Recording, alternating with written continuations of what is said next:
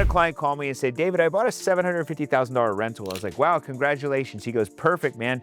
I now want to take a big deduction. You always talk about it. I said, perfect, let's do that. He goes, I get $750,000 tax deduction. I don't pay any taxes this year. I said, wait. That's not exactly how it works. He goes, what do you mean? I always see these videos. They tell me this is what you're supposed to do. And I said, yes, but when you buy real estate, you don't get 100% of it as a deduction.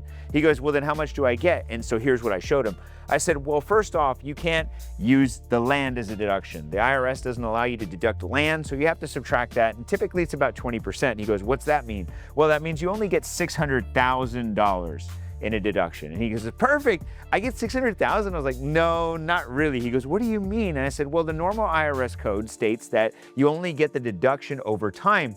And he goes, how long? I said, well, 27.5 years. And he says, that seems like a long time, David. I said, I know. But if you do the math, that means you're gonna get a $21,818 deduction every year for the next 27.5 years. He goes, but that's not very much. I said, I know, and it gets worse. He says, what?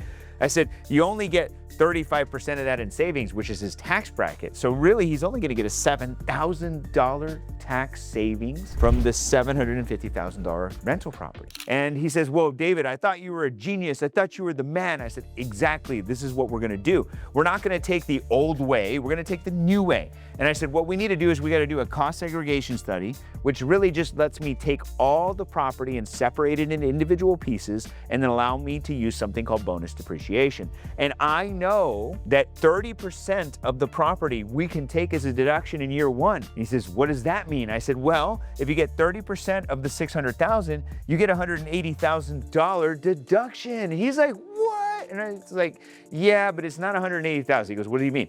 I said, it's 35% of that. He goes, what does that come out to? And I said, it comes out to $63,000. And he's like, that doesn't seem like a lot. I said, well, hold on. Would you rather have $7,636 in tax savings or $63,000 in tax savings? And he goes, well, 63, duh. And I said, well, this is how we save taxes. So your $750,000 investment saved you $63,000 in taxes. And I said, the best part, you're still building wealth. That's how you maximize the tax code.